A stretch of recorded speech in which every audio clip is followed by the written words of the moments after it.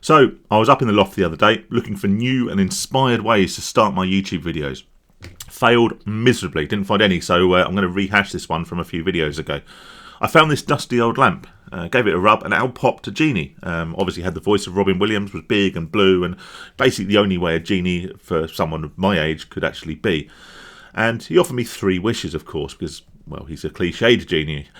And I offered, I asked for the Lamborghini and the Margot Robbie. She could even keep the Barbie outfit on if she wanted to. And obviously the 3rd wish, as we all do as addicts of any kind, wished that we could gamble or drink or take recreational drugs or whatever like a normal human being. And I spoke about this not so long ago.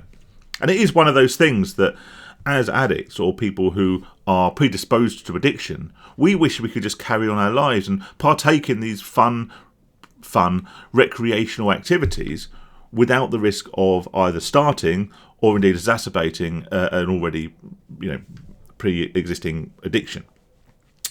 And this got me thinking about something that a lot of you guys actually asked me about in the comments, particularly as I've been making videos about alcohol and other things, right?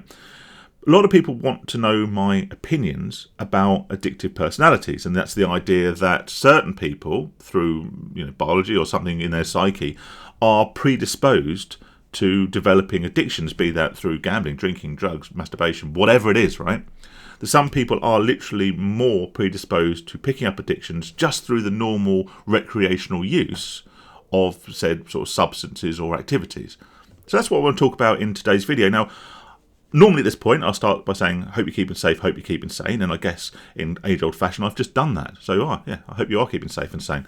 But I will also start with a caveat and say, look, I'm not a doctor, I'm not a psychologist, I'm not an expert. In fact, what I'm going to talk about today is based on nothing other than my own meandering experience and, the scars I've picked up at the University of Life and the School of Hard Knocks.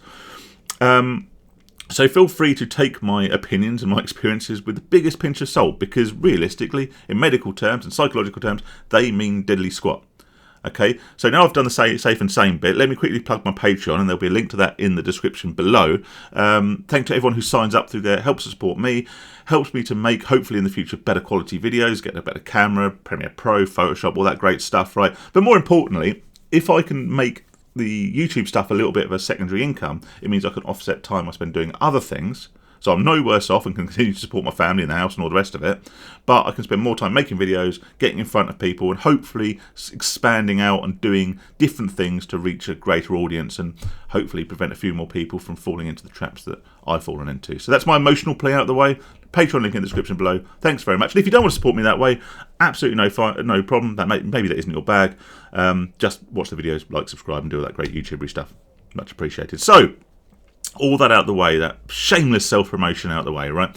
Let's talk about addictive personalities. Now, like I say, I've always defined it, because it's a very widely used term, as the idea that there is something inherent about us, something in our psyche, something in our character, something in our genetic makeup that makes certain people more likely to become addicted to addictive things.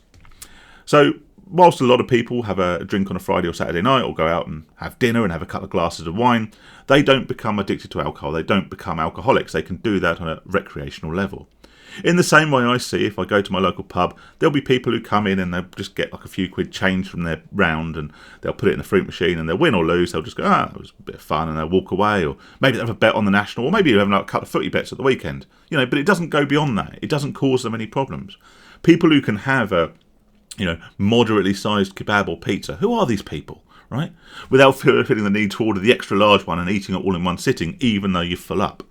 All right. There are people who are able to do a line of the white Colombian marching powder on a Saturday night and then not feel the need to do it on a dreary Monday in the local Wetherspoons. But that's the story for another day.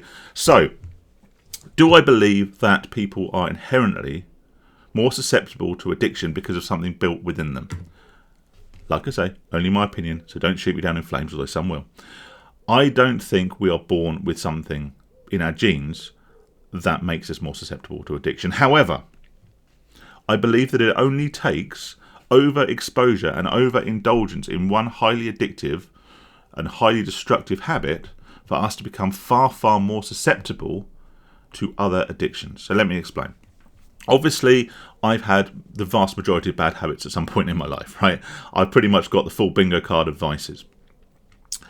The one that caused me the biggest problem, and the one I spent most of my time, money, and attention on, was, of course, gambling, which is the root cause of this channel.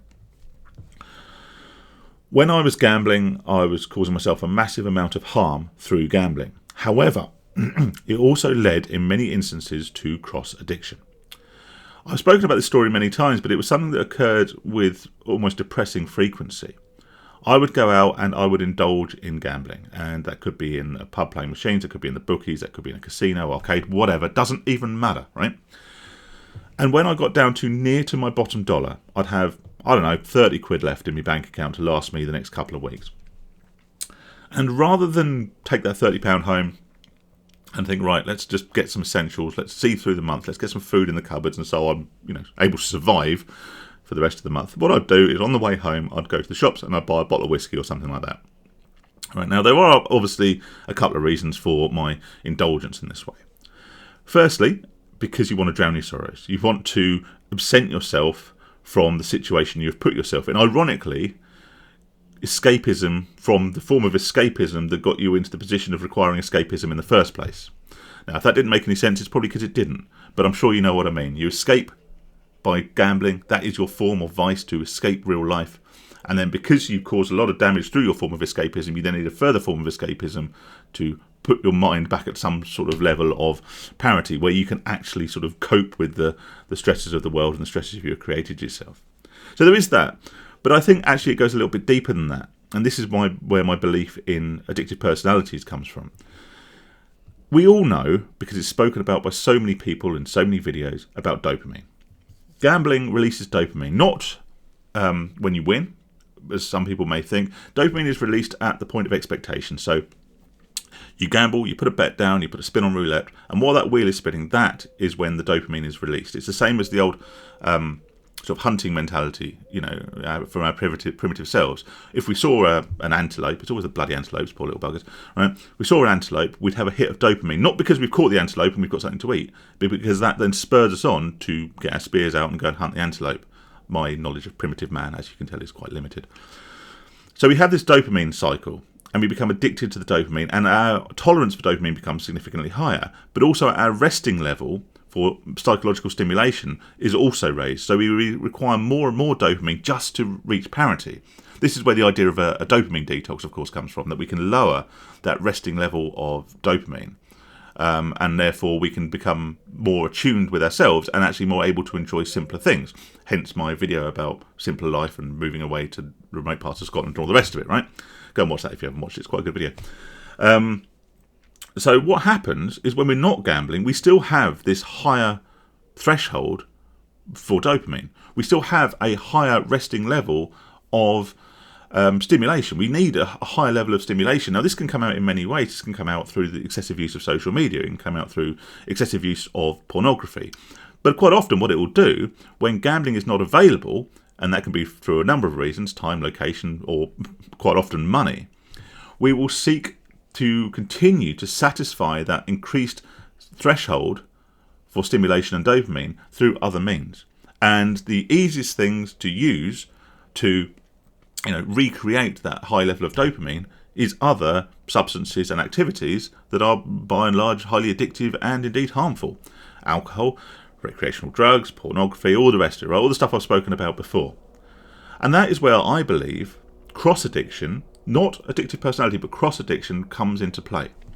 If you're someone who has either got or has recently got into recovery from some form of addiction, the psychological propensity to then go and seek consistent dopamine hits in the same way, but using a different method, is incredibly high.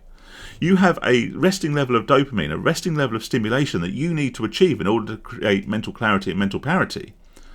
And if you are committed to not gambling, for example, and you've put all the blocks in place that I've spoken about in XYZ, right, and you're not able to gamble, you'll be here at a dopamine level, and you will feel very low, very depressed, and you will seek other ways to get yourself back to that level that you have set for yourself. And that can be, through any of those other harmful but highly addictive and dopamine-rich activities and behaviours. And that is where I believe the idea of an addictive personality comes from. It's not so much that we are predisposed to addiction, it's that once we fall into one addiction trap, we then seek to replicate the psychological highs from that addiction in other ways once we try to escape the trap that we feel that we're already in. So if we can avoid addiction altogether, or if we can get into any kind of lasting recovery from all addictions and avoiding all dopamine-rich activities and substances, then we will slowly, and I do mean slowly, reset that base level in our minds. And so we will no longer require those hits from all the harmful things that we've done previous. And we can start to actually enjoy life on a more rational plane. However, the danger, of course, there is that the temptation to then attempt to participate in said activities at a moderate level will start to increase that dopamine threshold and lead us back into old activities. Thus, that's addictive personality. Now, everything I just said in that video might be complete and utter bollocks, right? It might be complete nonsense, but that seems to be my experience. When I've not been gambling, whilst I've still enjoyed drinking, I've not felt the need after a heavy loss or a heavy gambling session to go and drink neat spirits.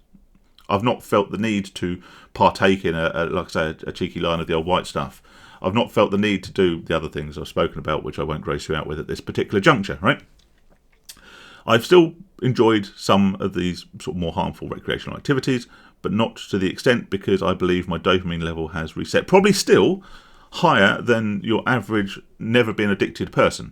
If you've never been addicted to anything, your dopamine saturation point is probably lower than mine. The resting level is probably lower than mine. But mine has come down, certainly from the height of my addiction, when I would have quite easily, had I been exposed to other harmful substances and behaviours that maybe I hadn't done or considered before, I may have been more likely to become hooked upon purely as a substitute version of stimulation of dopamine that I wasn't getting from my primary source, which was gambling. A lot of rambling, but I hope that makes sense. Rambling about gambling. I remember that series. I used to do that quite a lot. That was quite good. Maybe I'll bring that back. Actually, another thing I'm thinking about bringing back is the Just Phil channel. A couple of people now have said, "Oh, I like your rant videos. Why don't you, make some more like you did on Just Phil?" But I'll keep them separate, and maybe I will put a couple over on Just Phil at some point. I'll let you guys know though. So you can go over there and subscribe to that one too. But in the meantime, Patreon link in the description. Sign up for that, and I love you forever. But stay safe, stay sane, and I will see you all in the future. All the best.